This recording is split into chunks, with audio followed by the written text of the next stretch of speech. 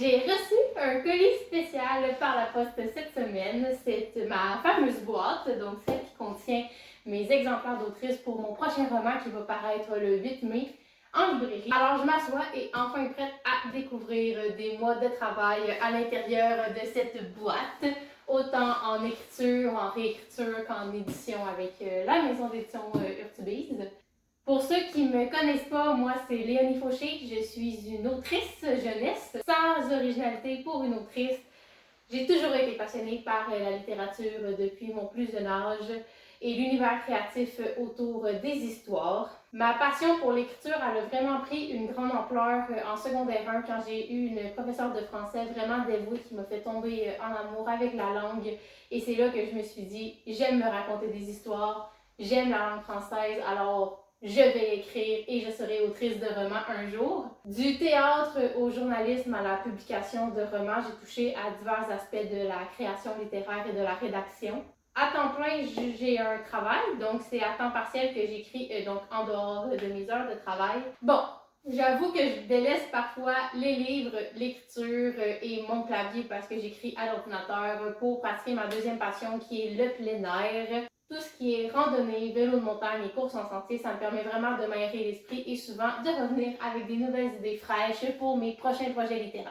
Je trouve quand même important de vous partager ma vision de la littérature parce que tous les auteurs ont leur propre vision.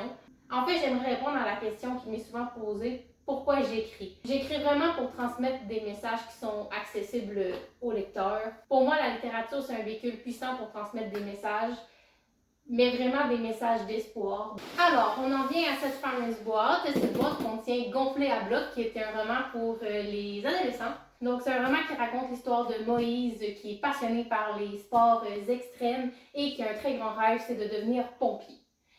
Cependant, un des formateurs de l'équipe de pompiers qui vient visiter son école lui dit « Écoute mon grand, je pense pas que tu as la carrure nécessaire pour être un pompier. » Ce message-là, Moïse, il le reçoit vraiment durement. Il va se dire, si je suis pas assez, je vais devenir assez, et c'est là que son objectif naît. Il se met à travailler en musculation, en escalade, qui ont vraiment à travailler plus le musculaire pour pouvoir passer les tests physiques du programme de pompier. De fil en aiguille, il rencontre un camarade qui lui vante les effets des produits dopants, qui décide de lui-même essayer pour pouvoir atteindre ses objectifs, puisqu'il ne progresse pas assez vite selon lui. Ce secret-là, bien sûr, ça va l'éloigner de son cercle d'amis proches et même de sa copine Laura et de son meilleur ami Charles-Édouard. Il se retrouve donc seul pour relever les défis autant à la salle de sport à l'escalade que ses défis personnels. Ok, je suis prête à ouvrir cette boîte. Ciseaux. Oh! Il faudrait juste à enlever le papier pour voir. Là.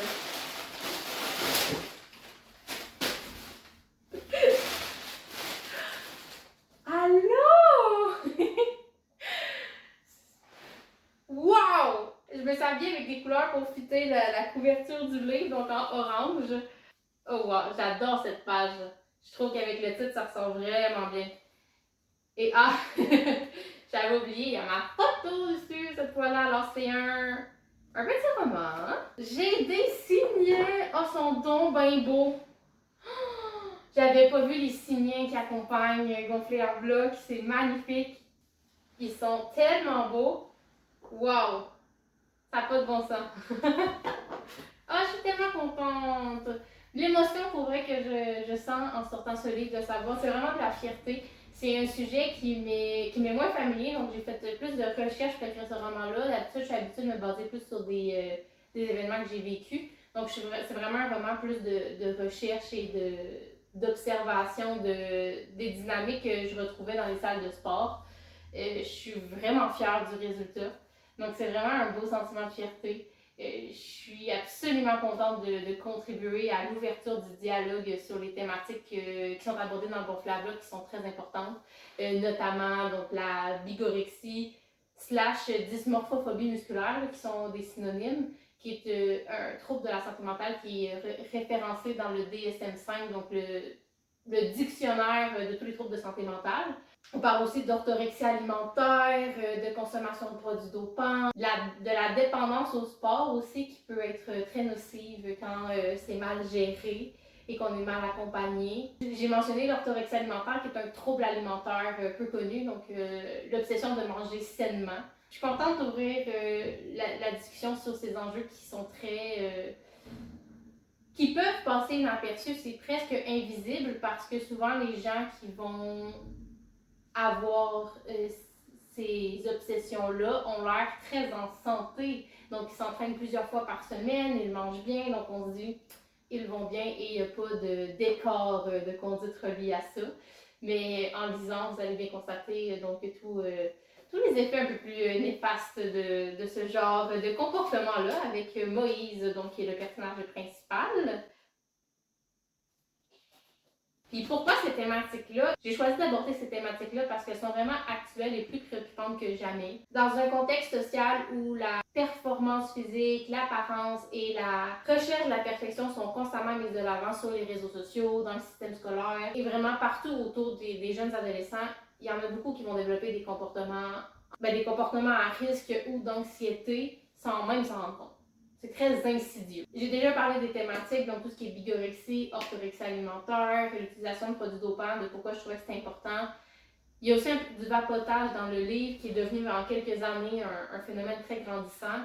C'est souvent banalisé, on en parle de plus en plus. Il y a eu un documentaire très intéressant qui s'appelle Un écran de fumée qui a révélé la statistique qu'un tiers des jeunes du secondaire 3, 4, 5 vapotent, ce qui est une statistique monstre. Le vapotage est souvent associé à une grande vulnérabilité face à d'autres substances par la suite, donc c'est un peu la première marche qui peut mener donc à la consommation de d'autres choses. Et en tant qu'autrice, bref, je trouve ça essentiel de donner une voix à tous ces enjeux-là, de lever le voile sur ces réalités qui sont souvent invisibles et de permettre aux jeunes et aux adultes qui les entourent de mieux les comprendre et les saisir. Mon roman, c'est donc un appel à la réflexion, mais aussi un message d'espoir.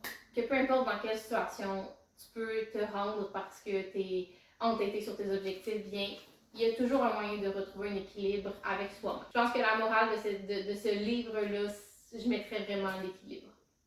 En conclusion, on vit maintenant dans une culture de performance et de l'image. Et ça pousse certains à développer des comportements dangereux sans même s'en rendre compte. Donc d'être confronté à des images de perfection, d'être confronté à des images, on ne sait pas si on été retouché ou pas, d'être confronté à des modèles. Oui, ça a un positif parce que ça nous motive d'avoir un bon modèle, mais ça peut aussi avoir le côté négatif de nous dire, ben, moi aussi je veux être comme lui, s'il est capable, moi aussi je suis capable, et tomber dans une spirale de pensée qui peut vraiment être déplaisante, et pour soi et pour son entourage. Si vous avez envie de lire un roman haletant sur les choix et les dérapages, ou l'envie de dépasser se heurte souvent au piège des illusions, eh bien vous devez rencontrer Moïse.